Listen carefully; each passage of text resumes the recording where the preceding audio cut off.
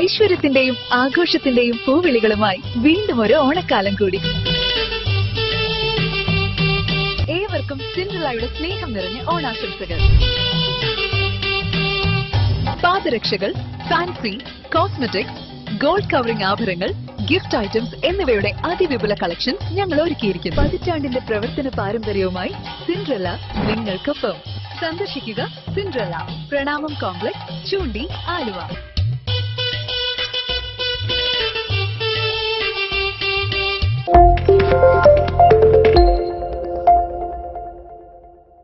Aluva red cross സൊസൈറ്റിയുടെയും Kerala action ഫോഴ്സിന്റെയും സഹകരണത്തോടെയാണ് Anwar memorial pain and palliative care society ലൌഡയിൽ ചൈൽഡ് ഡെവലപ്മെന്റ് സെന്റർ പടിഞ്ഞാറെ കടുങ്ങല്ലൂരിൽ പ്രവർത്തനം ആരംഭിച്ചിരിക്കുന്നത്.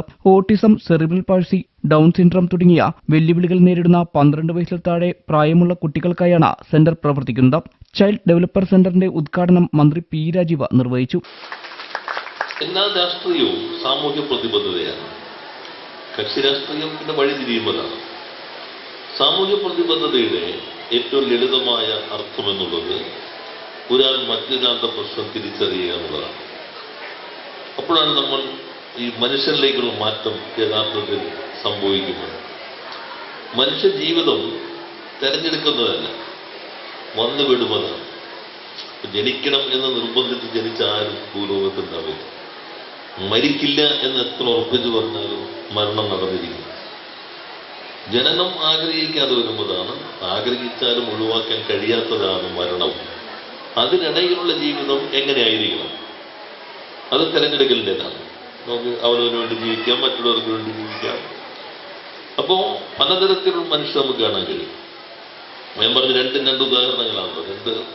ഒരു കുഞ്ഞിനെ അഡോപ്റ്റ് ചെയ്തിട്ട് ആ കുഞ്ഞിനെ തൻ്റെ സ്വന്തം കുഞ്ഞിനേക്കാളും അപ്പുറത്ത് പരിപാലിക്കുന്ന ഒരു അമ്മ, ഇങ്ങനെയാണ് തൻ്റെ സ്വന്തം കുഞ്ഞുങ്ങൾ എന്നറിഞ്ഞിട്ട് വഴിമാറിപ്പോകുന്ന പിതാവ്. ഇതൊക്കെ നമുക്ക് ലോകത്ത് കാണാൻ കഴിയും. അപ്പോഴാണ് ഇവിടെ ചൈൽഡ് ഡെവലപ്മെന്റ് സെന്റർ ലൌഡയിൽ എന്ന പേരിൽ റെഡ് ക്രോസുമായി ചേർന്നിട്ടാണ് ഇപ്പോൾ ആരംഭിക്കുന്നത്. ലൌഡയിൽ ചെയർമാൻ ഡോക്ടർ CM ഹൈദരലി അധ്യക്ഷത വഹിച്ചു. ഇന്ന് ഇവിടെ ഈ ചൈൽഡ് ഡെവലപ്മെന്റ് സെന്റർ തുടങ്ങുമ്പോൾ ഇത് ജീവിതത്തിന്റെ മറ്റൊരു വശമാണ്. ജീവിത തുടക്കം കുറിക്കുന്ന ഒരു യജ്ഞം. ആ ജീവിതത്തിന്റെ തുടക്കത്തിലേക്ക് പോകുമ്പോൾ അവരെ യാതനകളും ബുദ്ധിമുട്ടുകളും കഷ്ടപ്പാടുകളും മാനസികമായി അവരെ നമ്മുടെ സാധാരണ ജീവിതത്തിലെ കഴിയുന്നത്ര കൊണ്ടുവരിക എന്ന ധർമ്മം ഏറ്റെടുത്തുകൊണ്ടാണ് ഈ സ്ഥാപനം എന്നിട്ട് ഉദ്ഘാടനം ചെയ്തിട്ടുള്ളത്. അപ്പോൾ ജീവിത തുടക്കത്തിലും ജീവിതത്തിൻ്റെ അന്ത്യത്തിലും pain and palliative care society, Indian red cross സൊസൈറ്റിയോടൊപ്പം കേരള ആക്ഷൻ ഫോഴ്സിനോടൊപ്പം സപ്പോർട്ട് ചെയ്തുകൊണ്ട് ഇതിന്റെ രൂപം കൊള്ളുകയാണ്.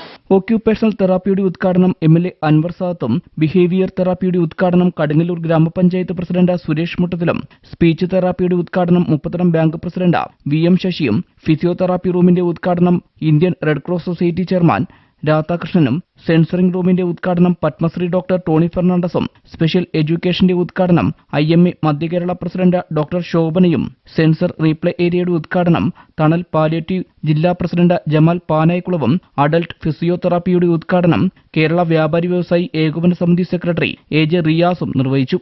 Janaseva chairman Jose Maveli, Binanipuram FHC doctor B Nazeera, sub inspector PG Hari, Nargis Nasar, Joby Thomas എന്നിവരും ചടങ്ങിൽ സംബന്ധിച്ചു.